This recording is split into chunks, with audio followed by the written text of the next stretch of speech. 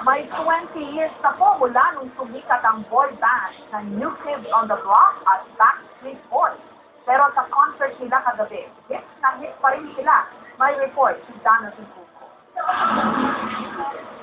Self-confessed die-hard Backstreet Boys fan si Ivy. Lahat ng kanta ng boy band na sumikat noong dekada 90, kabisado niya.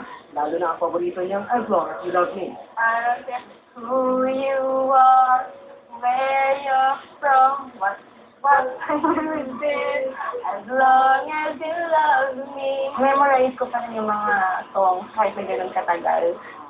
Mahigit isang dekada na raw siyang tagahanga ng boy band na nagsimula sa crush sa BSB member na si Nick Carter. That was 1997. Yun, dahil kay Nick Carter.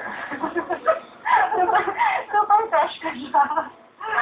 Ano crush siya na si Nick Carter? Kasi sila yung first boy band na nakita ko na yung with song tapos and dance. Tapos parang nagalingan lang ako. Tapos after noon, lumabas na yung mga iba't ibang boy band. Pero syempre, loyal pa rin ako sa Backstreet. Isa si Ivy sa mga pinalad na makapanood ng concert ng pinagsanib puwersang Backstreet Boys at New Kids on the Block ng gabi. Nagala-trip down memory lane ng mga tagahanga di lang ng BSB, kundi pati na rin ng NKOTV. At tuwing naiisip, muli silang nagsama sa isang lugar ng inidolo, Cloud9 pa rin ang dalaga hanggang ngayon. Hindi pa rin ako makaget over. Parang tumutugtog pa rin sa isip ko yung mga music nila. Yun, hanggang sa pagpasok ko, yun, pag-gising, ganun pa rin. Nung nalaman ko na may concert na babalik dito yung Backstreet, talagang gumawa ko ng paraan para nag-search ako sa internet para kung kailan pwede bumili ng ticket, ganyan. Hindi lang si Ivy ang masasabing success sa mga boy band tulad ng BSB.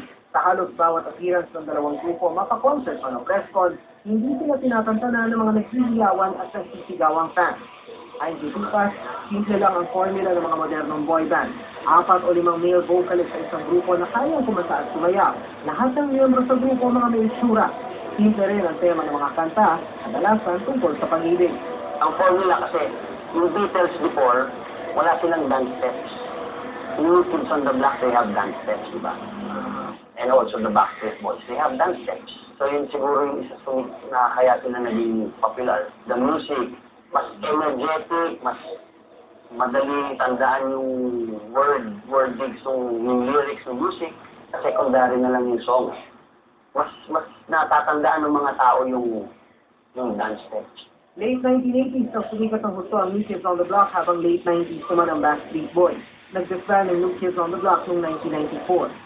Sa pagbabalik ng dalawang grupo ayon kay Tupas, hindi raw nabuhay ang kanilang emotional connection sa kanilang mga tumanda ng fans, habang magiging bago pa rin daw sa panlasa ng bagong henerasyon ang brand nila ng musika. Jonathan Cuco, GMA News.